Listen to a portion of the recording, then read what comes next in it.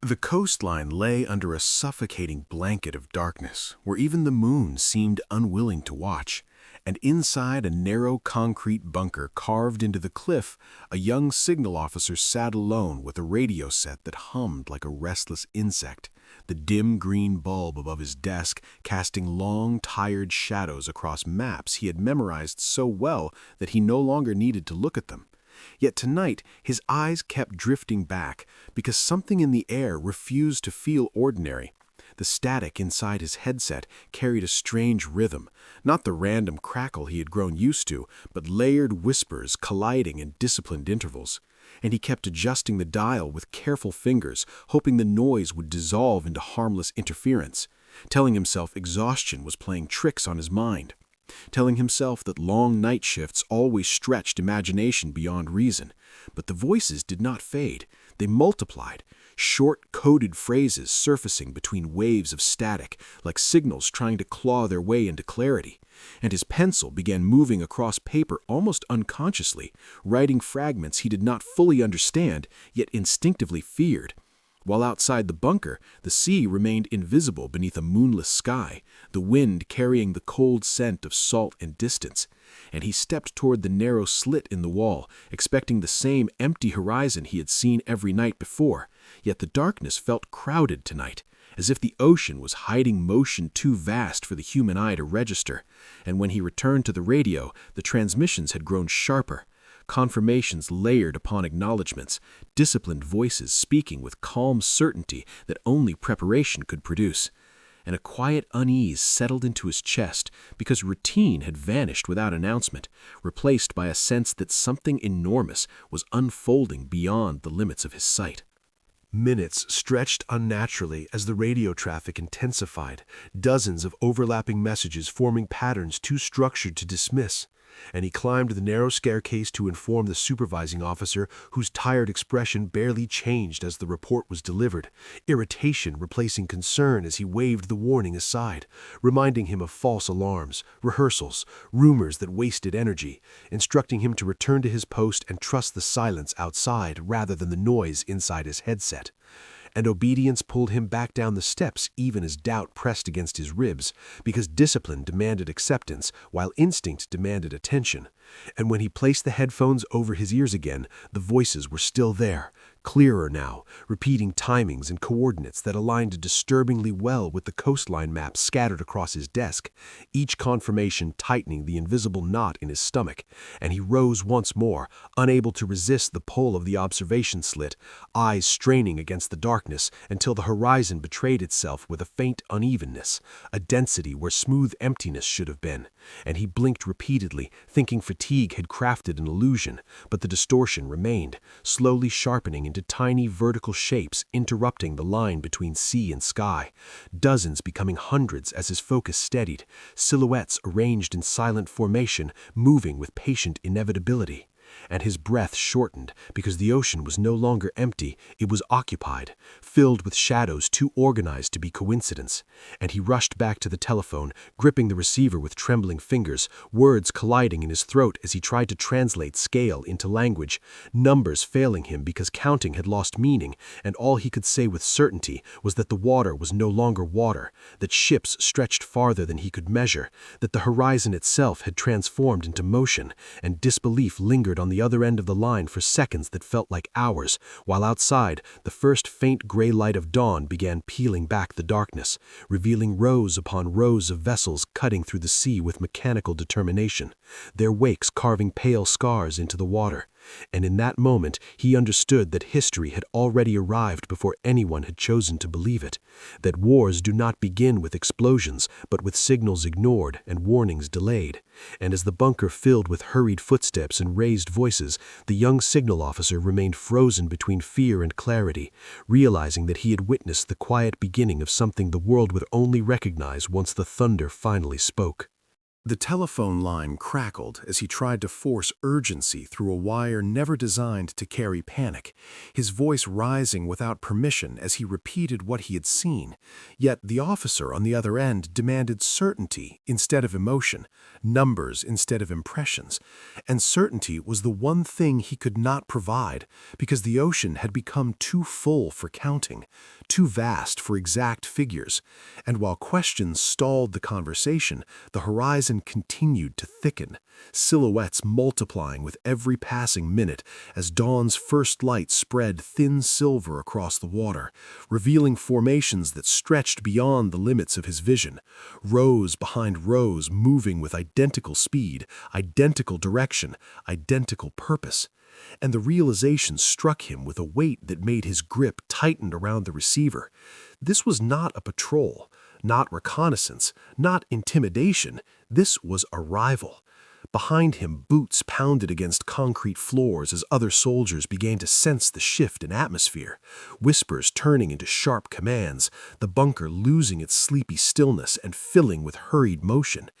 Yet outside, the ships advanced without noise, their engines too distant to hear, their presence communicated only through the growing density of metal against the morning haze. And he pressed his forehead briefly against the cold wall, trying to steady his breath, telling himself that alarms would sound any second, that guns would fire, that someone higher in rank would take control and transform chaos into order. But seconds passed with agonizing slowness, each one allowing the fleet to creep closer to the shore that still lay deceptively calm beneath pale light. And when he lifted the binoculars resting near the slit, his hands trembled enough to blur the image. Yet even through the shaking glass, the truth remained undeniable.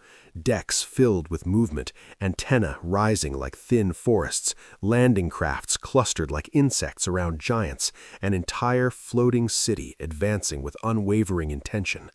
He lowered the binoculars and turned back toward the telephone once more, this time his voice no longer asking to be believed, but demanding to be heard, describing not estimates, but inevitability. And somewhere beyond the bunker walls, the first distant rumble of artillery rolled across the air like a storm announcing itself late, shaking dust from the ceiling and finally breaking the illusion of quiet. Yet for him, the loudest moment had already passed. It had been the instant when the empty sea revealed its impossible fullness, when disbelief lost its shelter and certainty arrived without permission. And as sirens began to wail and orders collided in frantic succession, he felt an odd stillness settle inside him, a calm born from the knowledge that what was coming could no longer be stopped, only witnessed. And he realized that history rarely begins with the first explosion people remember. It begins earlier, in small rooms with dim lights and tired eyes, in voices dismissed before they are understood, in horizons that change shape while the world is still deciding whether to look. The bunker trembled again as the distant thunder grew closer, each vibration traveling through the concrete like a warning that had finally found its volume. And outside, the gray morning expanded across the sky, revealing the fleet in brutal clarity. Ships, no longer silhouettes, but solid masses of steel cutting through the water with relentless precision. Their formations so vast they seemed to redraw the horizon itself. And soldiers crowded the narrow observation points in stunned silence, because no briefing, no rumor, no intelligence report had ever painted a picture this large, this organized, this unstoppable. And the young signal officer stepped back from the slit, feeling the weight of vindication mixed strangely with dread, because being right offered no comfort when the truth it confirmed was catastrophe. Telephones rang without pause now, officers shouting over one another as orders overlapped and contradicted. Maps were dragged across tables, coordinates circled and crossed out in frantic ink. Yet the ships kept coming with mechanical patience, untouched by the confusion ashore.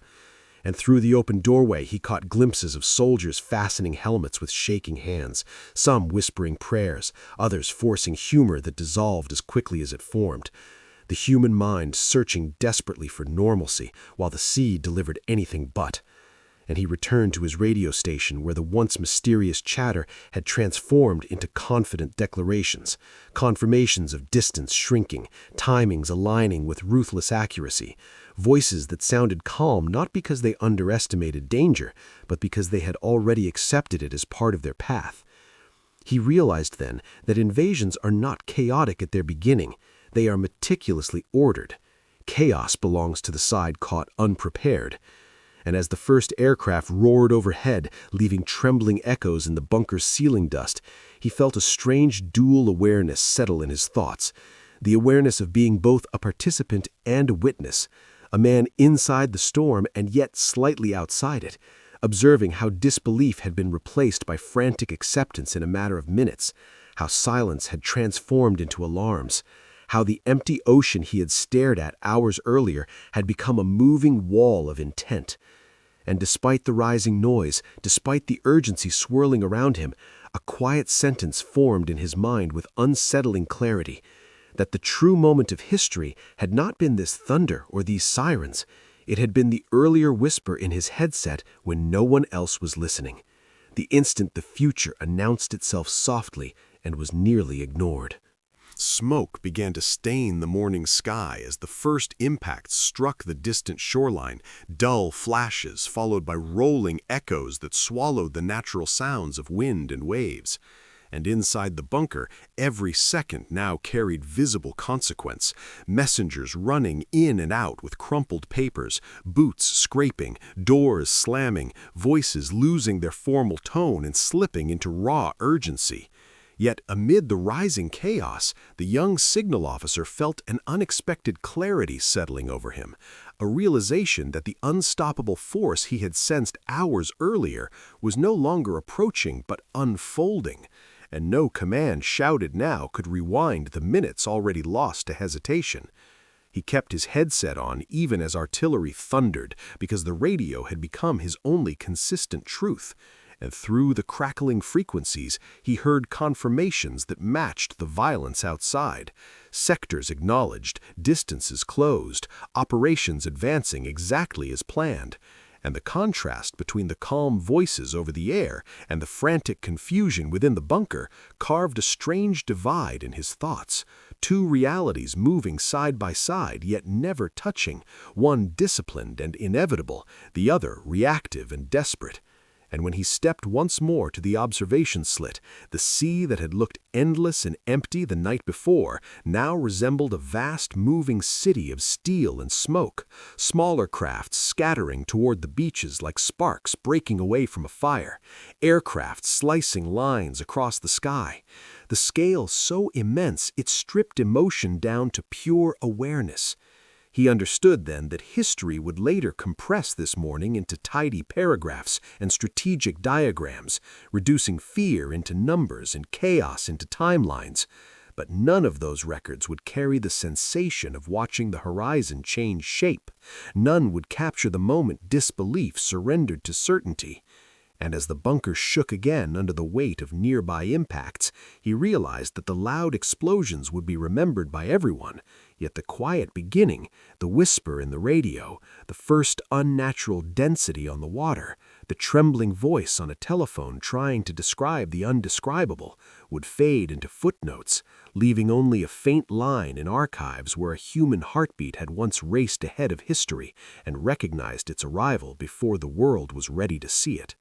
By the time the sun had fully risen above the coastline, the world no longer resembled the silent shore he had watched through the night. The sea that once looked like an endless sheet of darkness now churned with smoke, debris, and relentless motion. And inside the bunker, exhaustion finally began to replace adrenaline as the reality settled that the moment of warning had passed and only consequence remained. Officers no longer arguing about possibilities, but reacting to inevitabilities. Soldiers moving with the heavy understanding that events had slipped beyond prevention and entered the realm of endurance. And the young signal officer removed his headset for the first time in hours, only to realize the ringing in his ears was not from the radio, but from the weight of everything he had heard before anyone else believed it. A strange mix of validation and invisibility washing over him, because he knew that when records were written, his role would shrink into a brief technical note, a line about early transmissions received, a timestamp buried among larger strategies and louder heroes. Yet the memory that would stay with him was not the thunder of artillery or the roar of aircraft, but the earlier stillness, the fragile moment when the ocean had first revealed its impossible fullness, and he alone had felt the future pressing against the present. And as the day unfolded into chaos beyond the bunker walls, he understood a quiet truth that history often hides, that the beginning of great events is rarely marked by the sounds people remember. It begins in whispers, in doubts dismissed, in horizons that shift shape while the world is still deciding whether to look. And though his name would never echo through textbooks or speeches, he would always carry the knowledge that before the explosions, before the headlines, before the world finally saw what was coming, he had heard it arrive. And in that unseen instant between silence and thunder, he had stood at the thin edge where ordinary time ends and history quietly begins.